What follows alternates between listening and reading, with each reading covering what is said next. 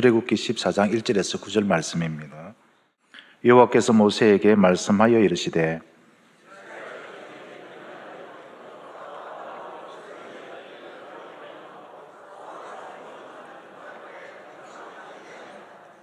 바로가 이스라엘 자손에 대하여 말하기를 그들이 그 땅에서 멀리 떠나 광야에 갇힌 바 되었다 하리라.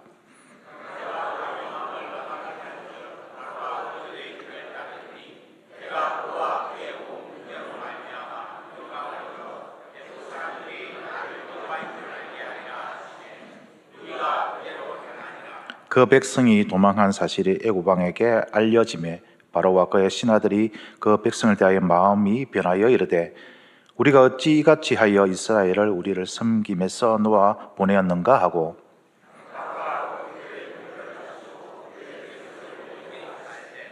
선발된 병거 600대와 애굽의 모든 병거를 동원하니 지휘관들이 다 그늘이었더라.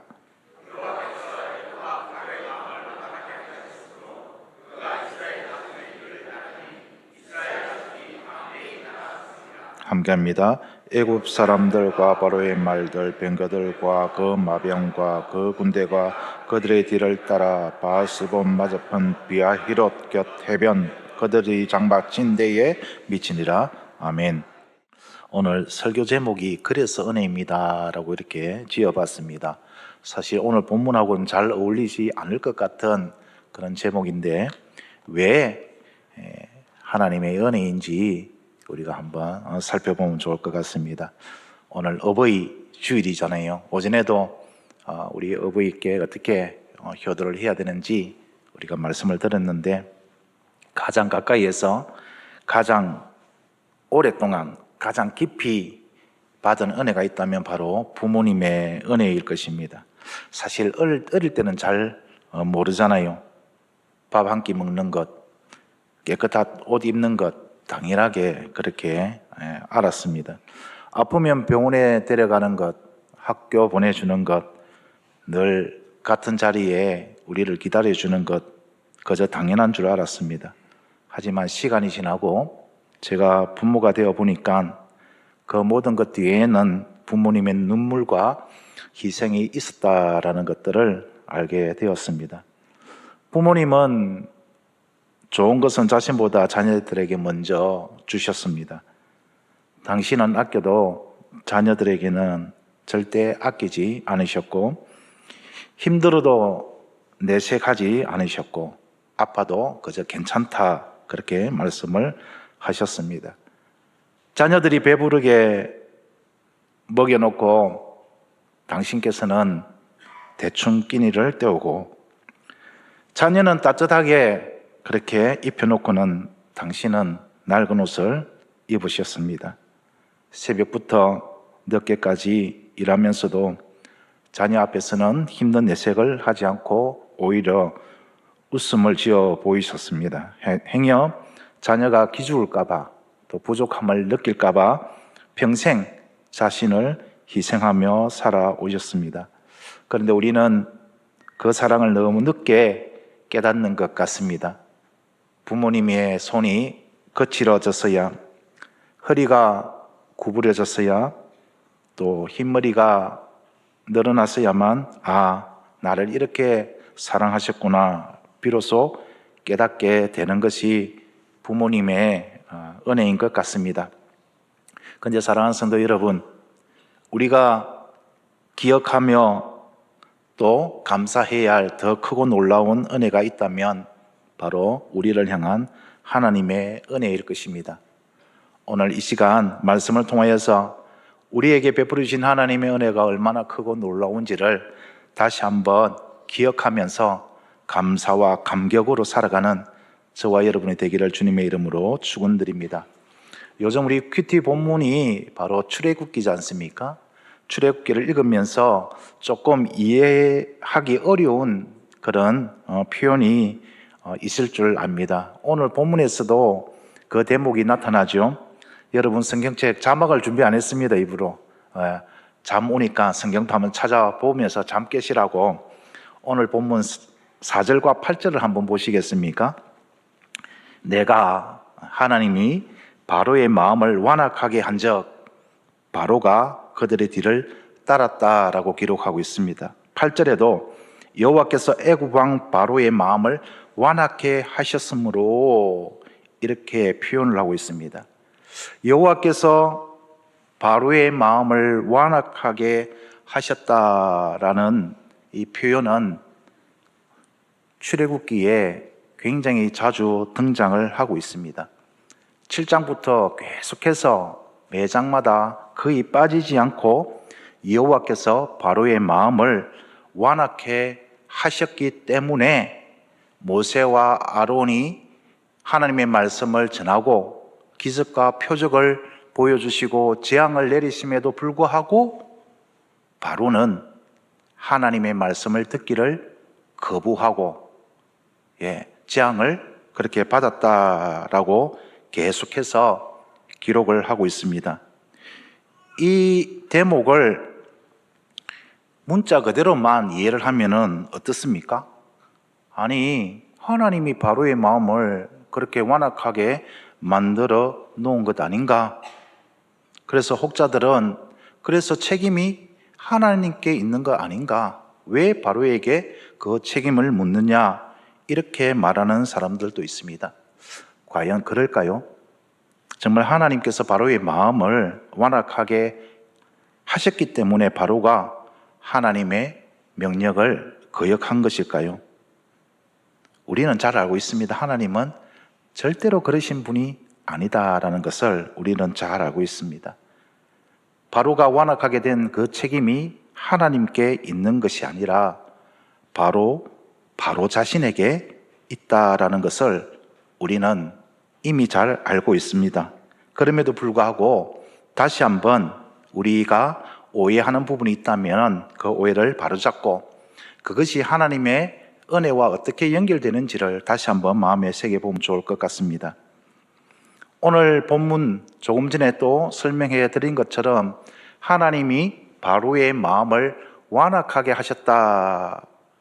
이 대목에서 사용된 히브리어가 있습니다. 완악하게 하셨다라는 여기에 해당되는 히브리어는 하자크입니다. 하자크. 이 단어가 마치 부정적으로만 들리죠. 완악하게 하셨다.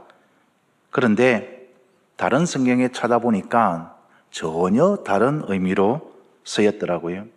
여러분 성경 여호수아서 1장 한번 펴보시겠습니까?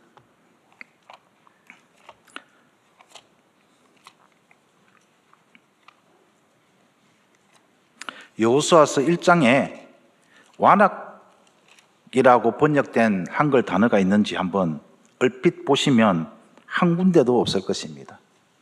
그런데 여호수아 1장에 완악이라고 번역된 하자크가 3번이나 등장합니다. 어디냐면은 6절입니다. 강하고 담대하라. 강하라. 그리고 담대하라. 강하라가 하자크입니다. 7절에 오직 강하고 극히 담대하라. 여기 오직 강하라. 여기도 하자크입니다. 9절에도 강하고 담대하라. 여호수아야 마음을 강하게 먹으라. 이게 하자크입니다. 출애굽기에서는 어떻게 번역했다고요? 완악하여, 완고하여 이렇게 번역된 하자크가 여호수아서에서는 마음을 강하게 먹어라, 굳세게 먹어라, 마음을 붙잡아라, 이런 긍정적인 의미로 쓰여졌습니다. 똑같은 단어였는데 상황에 따라서 다르게 번역을 했습니다. 왜 이런 차이가 보일까요? 다른 것이 아니죠.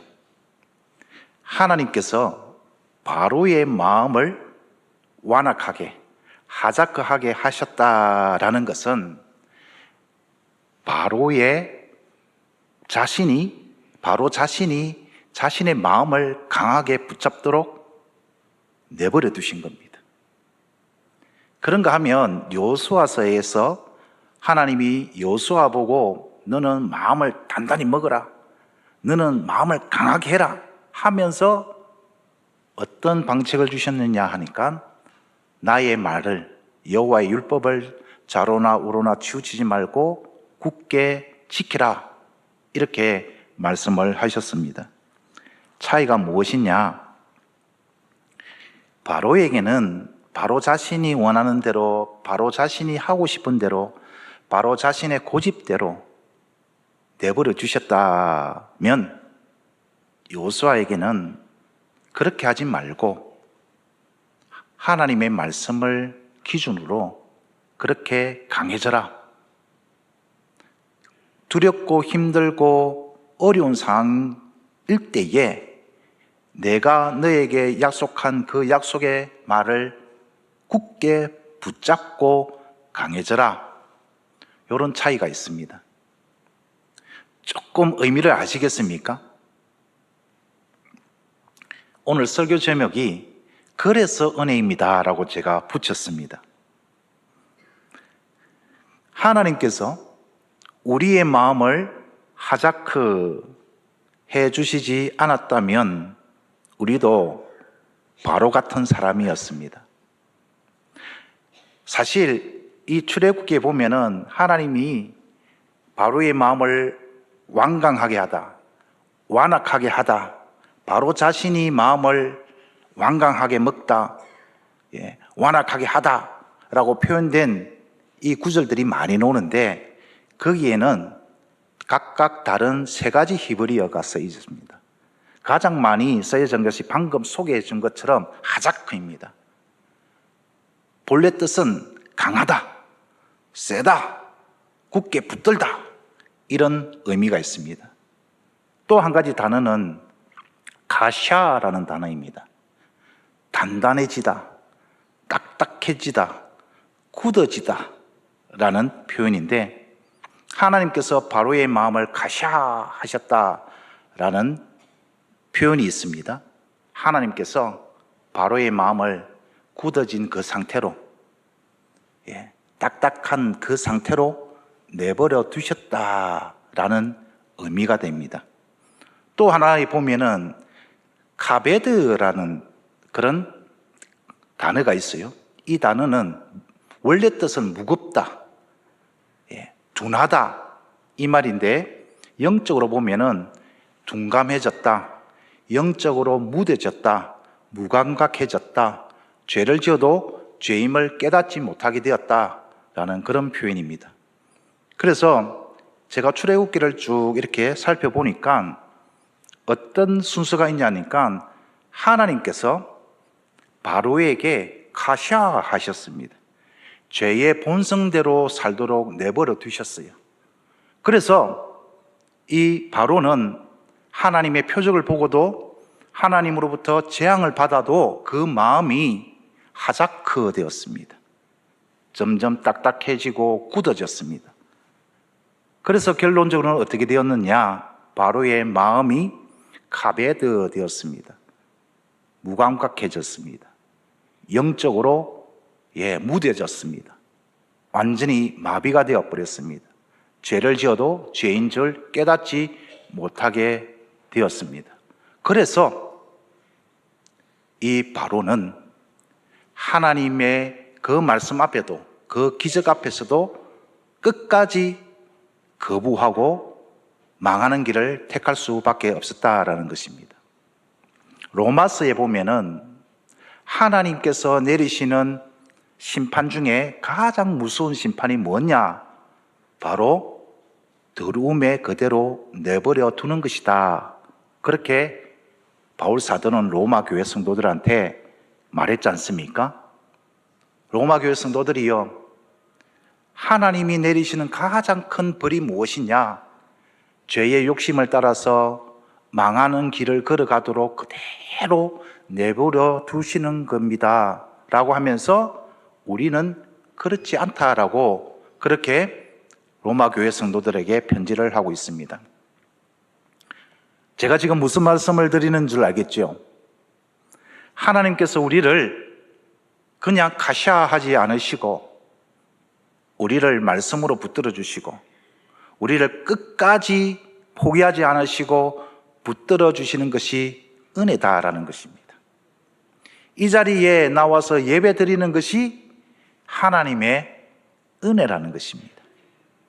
내가 찬양을 하면은 참 마음에 감동이 있고, 또 오늘 말씀을 들으면서 또 마음에 새로운 결단을 하게 되고, 또 어려운 일이 있으면은 하나님 앞에 나와서 기도하게 되고, 이 모든 것이 당연한 것이 아니라 하나님의 은혜다라는 것입니다. 우리는 너무나도 당연하게 생각하는 것들이 참 많은 것 같습니다. 공기를 우리가 들이마십니다. 우리가 눈에 보이지는 않지만은 이 공기 속에도 얼마나 나쁜 물질들이 많습니까? 그렇지 않습니까? 깨끗한 것만 있는 것이 아닙니다. 그런데도 우리가 호흡을 하고 이렇게 살아있는 것은 당연한 거라고 생각을 하는데, 알고 보면 그것도 하나님의 은혜다라는 사실인 것입니다. 오늘 우리가 이렇게 예배 드리는 것, 하나님께서 내버려 두시지 않고 간섭하시고 개입하셔서 이 자리에 불러주신 것 또한 하나님의 은혜다라는 사실인 것입니다. 우리가 잊지 말아야 될 것이 무엇입니까? 하나님께서 우리를 창세전에 택하여 주시고 예수 그리스도를 통하여서 우리에게 죄사함을 주시고 양자 삼아 주셔서 하나님을 아버지라 부르게 해주신 것, 하나님의 은혜입니다. 뿐만 아니라 성령을 통하여서 하나님의 말씀을 듣게 하시고 무엇이 옳은지 그른지 분별하게 하시고 또 그 뜻을 따라서 살아갈 수 있는 지혜와 능력을 주시는 것 또한 은혜다라는 것입니다. 참 안타깝고에도 바로에게는 그런 은혜가 임하지 못했습니다. 그래서 10번이라는 충분한 재앙을 겪고서도 14장이 무엇입니까? 10가지 재앙을 다 겪고 이제 떠나가라, 꼴도 보기 싫다, 떠나가라 해놓고도 또 뭐라고요? 마음의 그 완악함 때문에 이스라엘 백성들을 쫓는 바로의 어리석음, 결국 어떻게 되었습니까? 모든 군사들이 홍해에 수장되고 말았습니다. 그래서 세계사적으로 보면은 이때에 이 왕조의 국력이 너무 약화되어서 왕조가 바뀌었다라는 그런 기록도 있습니다. 끝까지 회개하지 못하고 돌이키지 못하고 그 완악함으로 쫓아갔던 바로의 결말은 멸망 그 자체였습니다. 그런데 우리는 어떻습니까? 말씀을 들으면 깨달음이 있습니다. 아, 그래, 이제까지는 내가 부모님을 생각하기에 참 당연한 거라고 생각했는데 그것 또한 은혜였구나. 그래, 이제 부모님을 생각하며 또 우리 자녀를 생각하면서 이전과는 다른 삶을 살아야지, 이런 깨달음이 그냥 저절로 생긴 깨달음이 아니라 내 안에 계시는 성령께서 그런 깨달음을 주시는 것이고, 이것이 바로 하나님의 은혜다라는 것입니다. 그래서 은혜다라는 것입니다. 그래서 우리는 어떻게 살자는 것입니까? 감사하며 이런 은혜를 받은 자답게 살아가자라는 것입니다. 요즘 사도행전을 가지고 우리 이제 목요일 저녁마다 은혜를 나누고 있습니다. 조금 전까지만 해도 유대인들이 두려워서, 종교 지도자들이 두려워서 꽁꽁 숨어 지내던 제자들, 예수님이 승천하시면서 다시 본 그대로 오실 거다 라는 천사의 말을 듣고도 그들의 마음에는 여전히 두려움이 가득 찼습니다. 예수님께서 예루살렘을 떠나지 말고 성령이 오실 때까지 기다려라. 그래서 그 약속만 믿고 다락방에 제자들이 모여서 열심히 기도했습니다. 오로지 기도했습니다. 그 가운데 성령께서 임하시고 성령 충만함을 받고는 그때부터 이 제자들이 진정한 제자가 되었습니다. 조금 전만 해도 종교도 지도자들 앞에서 제대로 말도 못하던 이 겁쟁이들이 성령 충만함을 받고는 이제는 당당해졌습니다. 당신들의 말을 듣는 것이 옳은지 하나님의 말을 듣는 것이 옳은지 당신들도 알 거 아니냐 하면서 우리는 보고 들은 것을 전하지 않을 수 없다라고 하면서 죽음 앞에서도 당당하게 복음을 전했습니다.